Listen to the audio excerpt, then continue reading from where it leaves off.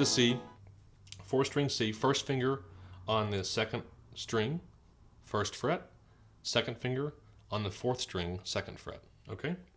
So then we have 2 open strings, and our open strings are actually going to land in between our fingers. So we have an open string on the 3rd string, should sound like that, and an open string on the 1st string should sound like this. Now that's going to require us to watch our thumb, make sure our thumb's on the back, our wrist is broken, and our fingers are perpendicular to the strings, okay? So we'll play the bottom 4 strings, and we'll X off the 5th and the 6th string, which means they're closed, okay? So let's play those together. 1, 2, ready, play.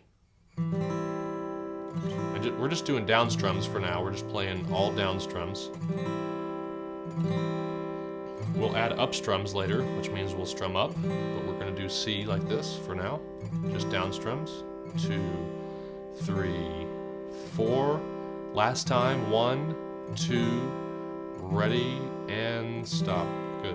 Now, what you can do when you're practicing these chords is just play each string individually to hear and make sure you have no thumps or buzzes. Thumps meaning we've got no sound coming out. Buzzes meaning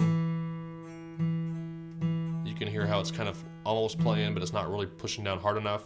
If you're having a buzz, most likely you're not pushing down hard enough on the guitar. And if you have a thump, it's probably because a finger's in the way on the wrong string. Your fingers are not perpendicular to the strings. Okay? So when we play the C, remember to keep your thumb on the back, wrist broken, and go through each note. When you're having a chord that's a challenge, go through each note, check each one. Oh, that's not right. So let me see where my hand's wrong. Okay, my fingers aren't as perpendicular as they should be. So I'm going to break my wrist a little bit more, bring my fingers underneath, bring my thumb back a little bit more, and move my fingers up more perpendicular. So now let me try it again. Okay, that's better. So now I have a full sound, and that's when I'll resume playing strumming. So I'll play full now. 2, 3, 4. So it's just good to check yourself every couple minutes and see how you're doing when we're learning the guitar, the first chords, okay? So we had C. Now we have G and C. We're going to move to E minor, which is our 2nd and 3rd finger on the 5th and 4th string. So one thing we can do with this one is I kind of like to make up cheesy ways to remember how to do your fingers. So we can do the peace and love or whatever you want to call that. But that's how you're going to push down on the guitar. You're going to use your 2nd and 3rd finger on the 5th and 4th string. So you can see how my peace, love, whatever you want to call it, is pushed up against the guitar on the 5th and the 4th string. And we'll actually play open 6th string, 3rd, 2nd, and 1st. Okay? So for E minor, we have lots of open strings and 2 fingers on the 5th and 4th string on the same fret, the 2nd fret. Okay? So it'll look like this. And let's play that together. 1, 2, ready, strum. 1, 2. A good, thick, full chord.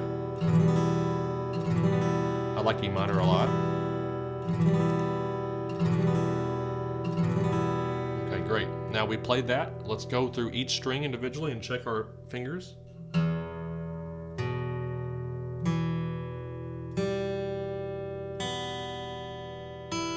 Okay, I heard everything full, no thumps, no buzzes, so my E minor is playing correctly. I can double check my hand, but I know that I played it correctly, so we know that my thumb is on the back, my wrist is broken, and my fingers are perpendicular to the strings. So we'll just move on from there. And now we come to goals, which is on page 7. What we do with goals is we basically have a couple of them each week, and we want to focus on those as what we're going to practice throughout the week before we come back and do week 2. So for the goals, we have number 1 is to play G, C, and E minor chords clearly with no muted strings or buzzing. We want to work on playing these chords with correct hand positioning, so it's important that we focus on that this week.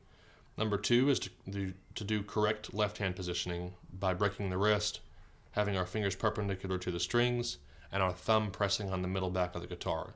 So I'm sure you've heard that already, but I just want to reiterate what is important when we're learning the first chords. And you can see at the bottom right of that page, on page 7, we have 5x15 rule. And that basically means we want to practice 5 days a week for 15 minutes a day. When we do that, we're going to see progress.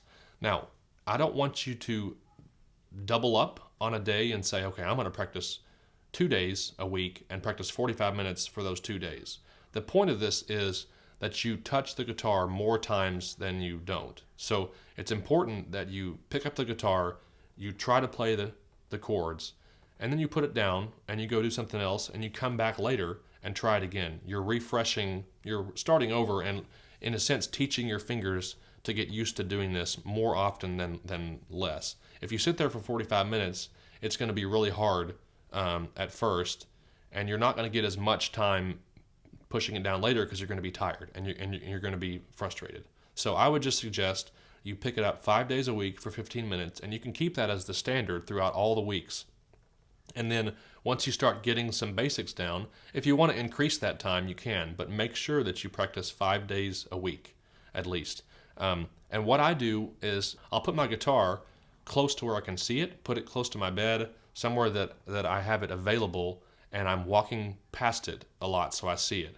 One thing that you can do if you like to watch TV is to hold onto it and during the commercials practice your guitar while you're watching TV. Just things like that where you're putting your fingers on the guitar and you're practicing pushing down and just the basics. And I just really want to encourage you to put in the effort now, and you'll see results in the future. Okay, so really just work at that. Again, it's going to be rough. You're going to build calluses, so I expect you to be sore next week when you come in. So it's okay if you're in a little bit of pain.